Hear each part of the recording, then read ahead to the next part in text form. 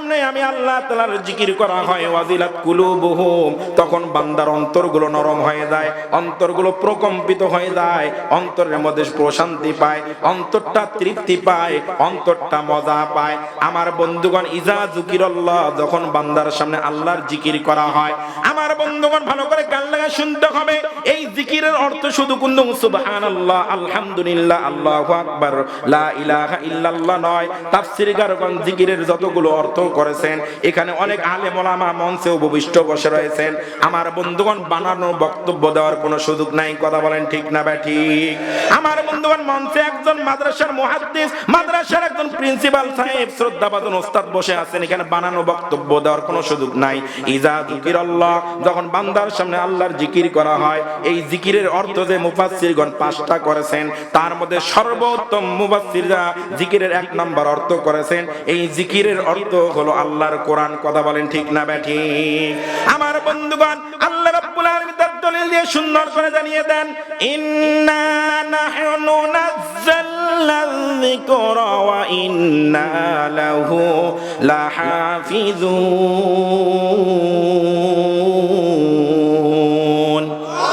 আরো জোরে আল্লাহু আকবার। আল্লাহ রাব্বুল আলামিন বলেন, ইন্না নাহনু নাযালনা যিকরা, আমি আল্লাহ তাআলা জিকির নাযিল করেছি, তার মানে কোরআনুল কারীম নাযিল করেছি, কথা বলেন ঠিক না ঠিক? ওয়া ইন্না লাহু লাহাফিজুন, এবং এটা সংরক্ষণের দায়িত্ব, হিফাজতের দায়িত্ব আমি আল্লাহ তাআলা গ্রহণ করেছি। জোরে বলেন সুবহানাল্লাহ। আমার বন্ধুগণ, মুমিনের পরিচয় দিতে গিয়ে আল্লাহ রাব্বুল আলামিন বললেন, ইযা যুকিরাল্লাহু ওয়াজিলাত কুলুবুহুম, যখন বান্দার সামনে আমি আল্লাহ তাআলা জিকির করা হয়, তার মানে কোরআনুল কারীমের আলোচনা করা হয়, কোরআন পাঠ করা হয়, জিকিরের যে 5টা অর্থ রয়েছে, 5টা আলোচনা যখন বান্দার সামনে উপস্থাপন করা হয়, ওয়াজিলাত কুলুবুহুম, বান্দার অন্তরটা নরম হয়ে যায়, প্রকম্পিত হয়ে যায়, অন্তরটা শান্তি পায়, মজা পায়, তৃপ্তি পায়। আর ওয়াইদা তুলিয়াত আলাইহিম আয়াতুহু, আল্লাহর কোরআন থেকে যখন বান্দা কোরআনুল কারীম আয়াতগুলো পাঠ করে, যাদাতুহুম ঈমানা, আমি আল্লাহ তাআলা ওই সমস্ত বান্দা বান্দির ঈমানগুলো বাড়ায় দেই। জোরে বলেন সুবহানাল্লাহ। যখন বান্দার সামনে কোরআনুল কারীমের আলোচনা করা হয়, আমি আল্লাহ তাআলা জিকির করা হয়, যাদাতুহুম ঈমানা, তখন বান্দার যদি ঈমানটা দুর্বল থাকে, দুর্বল ঈমানটা আমি সবলে পরিণত করে দেই। যদি জিরো ঈমান থাকে, ওই জিরো ঈমানটা কোরআন শোনার কারণে, আল্লাহর জিকির করার কারণে জিরো ঈমানটা হিরোয় পরিণত করে দেই। আল্লাহ রাব্বুল আলামিন বলেন, বান্দার যখন জিরো ঈমান হিরো হয়ে যায়, দুর্বল ঈমান সবল হয়ে যায়, যাদাতুহুম ঈমানা ওয়া আলা রাব্বিহিম ইয়াতাওয়াক্কালুন, বান্দা সুখে দুঃখে বিপদে আপদে সর্ব অবস্থায় আমি আল্লাহ রাব্বুল আলামিনের উপর ভরসা করে। জোরে বলেন সুবহানাল্লাহ। আর যখন বান্দার ঈমানটা জিরো থেকে হিরো হয়ে যায়, ওই বান্দা বান্দি দুনিয়ার কাউকে ভয় করে না, দুনিয়ার কারো কাছে মাথা নত করে না। ওই বান্দা কোরআনের জন্য জীবন দিতে পারে, ওই বান্দা কোরআনের জন্য বাড়ি ছাড়তে পারে, ওই বান্দা কোরআনের জন্য স্ত্রী ছাড়তে পারে, ওই বান্দা কোরআনের জন্য সন্তান ছাড়তে পারে, ওই বান্দা কোরআনের জন্য দুনিয়ার সব কিছু ছাড়তে পারে, কিন্তু আমি আল্লাহ রাব্বুল আলামিনকে ছাড়তে পারে না, আমি আল্লাহ রাব্বুল আলামিনের দেওয়া ঈমান ছাড়তে পারে না। বান্দা হাসতে হাসতে ফাঁসির কাস্টে ঝোলে, কিন্তু বাতিলের কাছে মাথা নত করে না, আমি আল্লাহ রাব্বুল আলামিনের উপর তাওয়াক্কাল করে। জোরে বলেন সুবহানাল্লাহ। আমার বন্ধুগণ, এমন মর্দে মুজাহিদ ঈমানদার আমাদের সমাজে আছে না নাই? কথা বলতে আছে না নাই? তাহলে মুমিন ব্যক্তি, ঈমানদার ব্যক্তি সুখে দুঃখে বিপদে আপদে সর্বাবস্থায় কার উপর ভরসা করবে? আমাদের কার উপর ভরসা করবে? আল্লাহর প্রতি ভরসা করবে। এখন আসেন, ঈমানদার আমরা পরিচয় পেলাম, কিন্তু আসলে এই ঈমানদারের মধ্যে কিছু ঈমানদার ভেজাল ঈমানদার আছে না নাই? কথা বলতে হবে, আছে না নাই? তাদের কথা আল্লাহ কোরআনুল কারীমে জানিয়ে দিয়েছেন যে পাঞ্জাবি পরলে ঈমানদার হয় না, টুপি পরলে ঈমানদার হয় না, দাড়ি রাখলে ঈমানদার হয় না, আল্লাহকে বিশ্বাস করলে ঈমানদার হয় না, পরকাল দিবসকে বিশ্বাস করলেও ঈমানদার হয় না। অনেকে কইতে পারে, হুজুর এটা কেমন কথা কইলেন?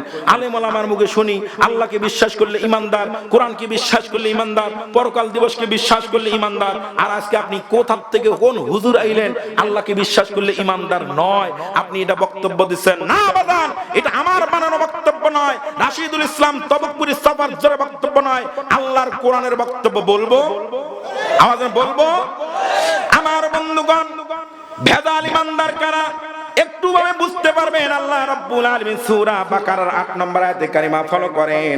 আল্লাহ রাব্বুল আলামিন সুন্দর করে আপনার আমার উদ্দেশ্যে মেসেজ দিচ্ছেন, ওয়া মিনান নাসি মান ইয়াকুলু আমান্না বিল্লাহি ওয়া বিল ইয়াউমিল আখির ওয়া মা হুম বিমুমিনিন।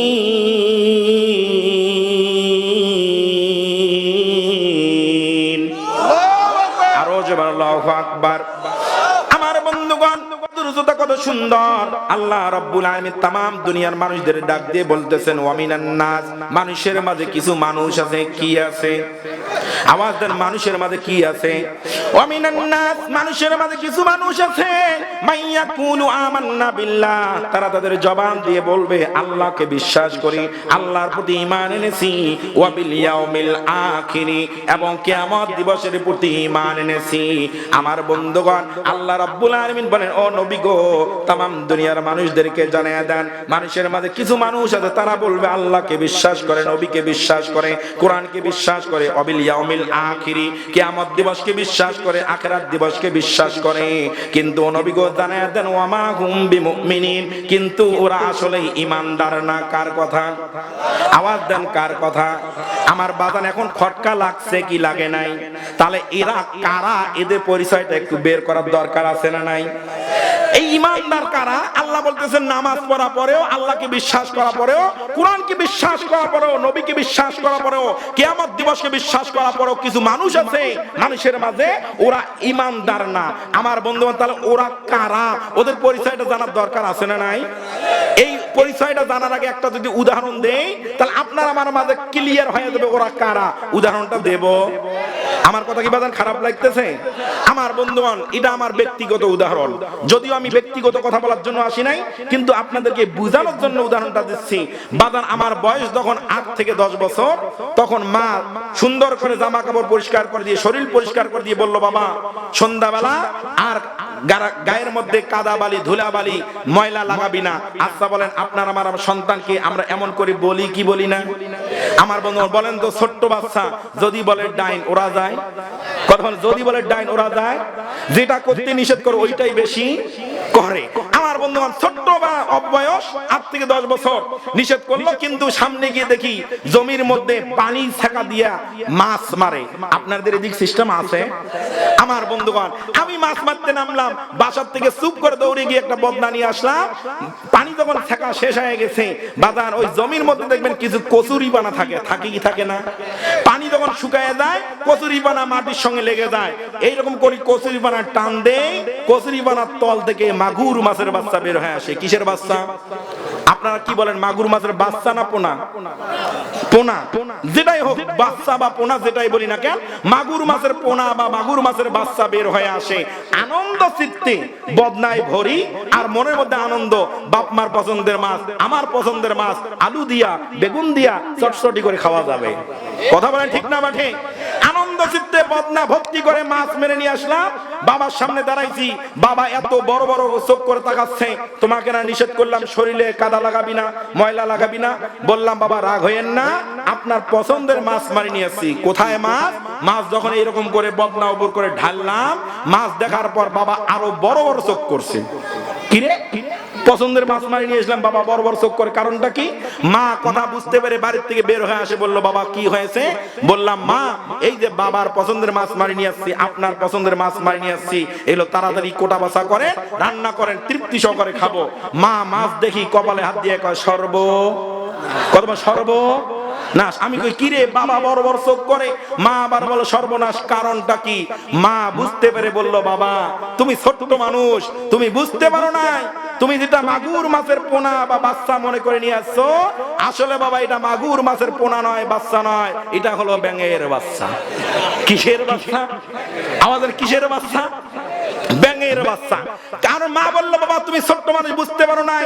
আমার বন্ধু আসলেই বুঝতে পারি নাই, কারণ মাগুর মাছের, ভালো করে কান লাগান, মাগুর মাছের চেহারা সুরত সুরত, লিবাস, আকার, আকৃতি, গঠন প্রণালী, স্ট্রাকচার যা কিছু আছে সব কিছু দেখতে শুনতে ওটা মাগুর মাছের পোনা বা মাগুর মাছের বাচ্চা, কিন্তু আমি বুঝতে পারি নাই এটা মাগুর মাছের বাচ্চা নয়, এটা ব্যাঙের বাচ্চা। কথা বলেন ঠিক না বা ঠিক? ও মুসলমান, এই কথা বলার জন্য কারণ হলো হাসির খোরাক দেই নাই। এই কথা বলার কারণ হলো ওটা যেমন লিবাসে, চেহারা, সুরতে, দেখতে শুনতে, আকার আকৃতিতে, গঠন প্রণালীতে মাগুরের বাচ্চা হলো মাগুরের বাচ্চা নয়, ব্যাঙের বাচ্চা। ঠিক তেমনি ভাবে পাঞ্জাবি আছে, টুপি আছে, দাড়ি আছে, পাঞ্জাবি আছে, নামাজ পড়ে, কোরআন পড়ে, হজ করে, যাকাত দেয়, তলে তলে ইসলাম বিরোধী আন্দোলন করে, আমার নামে মিথ্যা মামলা দেয়, ইসলামী আন্দোলন কর্মীদের নামে মিথ্যা মামলা দেয়, আলেম দেখলে নাক ছিটকায়, আলেমদের বাঁকা চোখে দেখায়। আল্লাহ কায়দা দেখতে শুনতে, পাঞ্জাবি থাকলেও, টুপি থাকলেও, পাগড়ি থাকলেও, এটা দেখতে মুসলমান হলেও এটা মুসলমান নয়, এটা হলো মুনাফিকের বাচ্চা। ওটা যেমন ব্যাঙের বাচ্চা ব্যাঙ নয়, মাগুরের বাচ্চা মাগুর নয়, ব্যাঙের বাচ্চা। এটা মুসলমানের বাচ্চা নয়, এটা টাটকা মুনাফিকের বাচ্চা। আমার বন্ধুগণ, বুঝতে পারছেন? আল্লাহ বলতেছেন ওয়ামিনান নাস, মানুষের মাঝে কিছু মানুষ আছে মাইয়াকুলু আমান্না বিল্লাহ, তারা বলবে আল্লাহর প্রতি ঈমান এনেছি, ওয়া বিল ইয়াউমিল আখিরি, কিয়ামত দিবসের প্রতি ঈমান এনেছি, ওয়া মা হুম বিমুমিনিন, কিন্তু এটা আসলে ঈমানদার। ওটা যেমন ব্যাঙের বাচ্চা ব্যাঙ, আসলে মাগুরের বাচ্চা মাগুর নয়, ব্যাঙের বাচ্চা। এটা মুসলমান দেখতে শুনতে হলেও মুসলমান নয়, এটা টাটকা মুনাফিকের বাচ্চা। কথা বলেন ঠিক না বা ঠিক? আমার বন্ধুগণ, এই মুনাফিকের কয়েকটা আলামত আছে, আমরা সকলে আলেম ওলামার মুখে শুনেছি। ইজা হাদ্দাসা কাযাবা, যখন কথা বলে মিথ্যা বলে, ওয়া ইজা ওয়াদা ওয়াখলাফা, যখন ওয়াদা করে ভঙ্গ করে, ওয়া ইজা তুমিনা খানা, এবং আমানতের খেয়ানত করে। এই তিনটা আমরা শুনেছি, কিন্তু বাজার না, আসলে মুনাফিকের অনেকগুলো আলামত আল্লাহ তাআলা কোরআনুল কারীমে জানিয়ে দিয়েছেন। আল্লাহু আকবার।